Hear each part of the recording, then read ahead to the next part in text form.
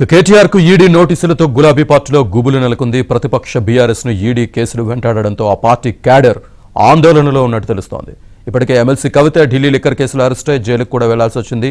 ప్రస్తుతం ఫార్ములా ఈ కార్ రేసులో అక్రమాలపై ఏసీబీ కేసు నమోదు చేయడంతో ఈడీ రంగంలోకి దిగింది. జనవరి 7న విచారణకు హాజరు కావాలని నోటీసులు జారీ చేసింది. అయితే ఆ రోజు ఏం జరగబోతుందో అనే ఆలోచనలో క్యాడర్ ఉన్నట్టుగా తెలుస్తోంది.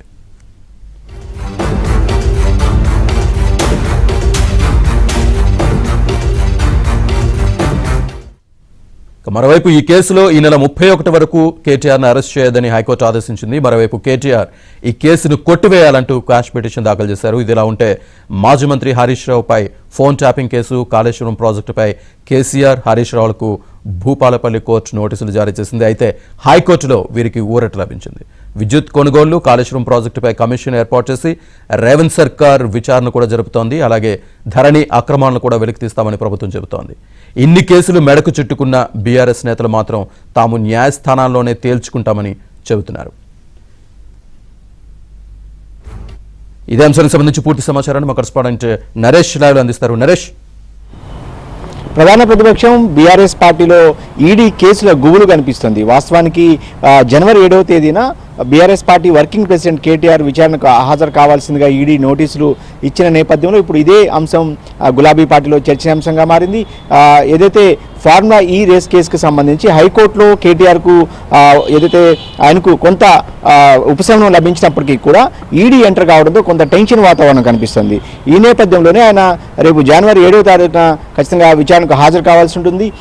ఇదే ఏడాది మార్చి 15వ తేదీన ఎమ్మెల్సీ కల్వకుంట్ల కవితను ఈడీ అరెస్ట్ చేసింది ఢిల్లీ లిక్కర్ స్కామ్ సంబంధించి. తర్వాత దాదాపు సుమారు 6 నెలల తర్వాత ఆమె విడుదలయ్యారు. ఆ తర్వాత మళ్ళీ ఇప్పుడు కేటీఆర్కు ఈడీ కేసు ఉచ్చు బిగుస్తుంది. అదేవిధంగా అనేక అంశాలు, అటు విద్యుత్ కొనుగోలు అంశం కావచ్చు, అదేవిధంగా కాళేశ్వరం కమిషన్ విచారణ జరుగుతుంది ఇంకొక వైపు, అదేవిధంగా ఓఆర్ఆర్ కూడా ఖచ్చితంగా ఈ నెలలో జరిగిన అసెంబ్లీ సమావేశంలో ముఖ్యమంత్రి రేవంత్ రెడ్డి స్పష్టం చేశారు.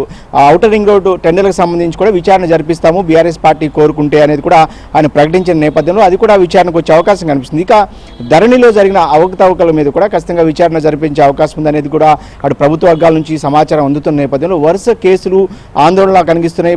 భారతీయ జనతా పార్టీలో ఏడాది వరుసగా అటు కవిత అరెస్ట్ కావడం, తాజాగా కేటీఆర్కు ఈడీ నోటీసులు ఇవ్వటం, అదేవిధంగా కేసీఆర్కు కాళేశ్వరం అంశం కావచ్చు, విద్యుత్ కొనుగోలు అంశం కావచ్చు, స్వయంగా కేసీఆర్, హరీష్ రావు లాంటి నాయకులను కూడా వాళ్ళ చుట్టూ కూడా కేసులు తిరిగే అవకాశం ఉందన్న చర్చ బీఆర్ఎస్ పార్టీలో జరుగుతుంది.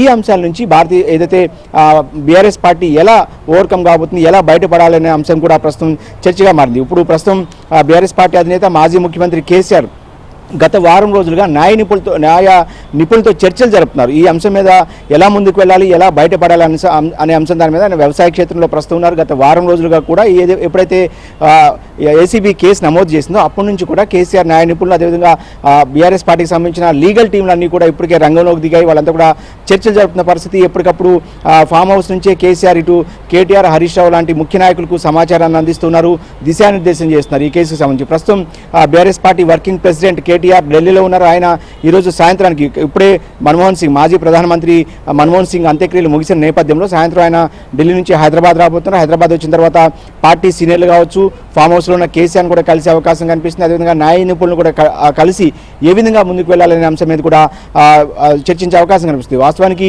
మార్చి నెలలో 2024 అంటే ఈ ఏడాది మార్చి నెలలో కవిత కూడా ఈడీ ఢిల్లీకి విచారణకు పిలిచి అరెస్ట్ చేసింది. ఇప్పుడు కూడా విచారణకు పిలిచి అరెస్ట్ చేస్తారా లేదంటే విచారణ తర్వాత వదిలేస్తారనే చర్చ కూడా ప్రస్తుతం ఏదైతే బీఆర్ఎస్ పార్టీలో జరుగుతున్న పరిస్థితి కనిపిస్తోంది.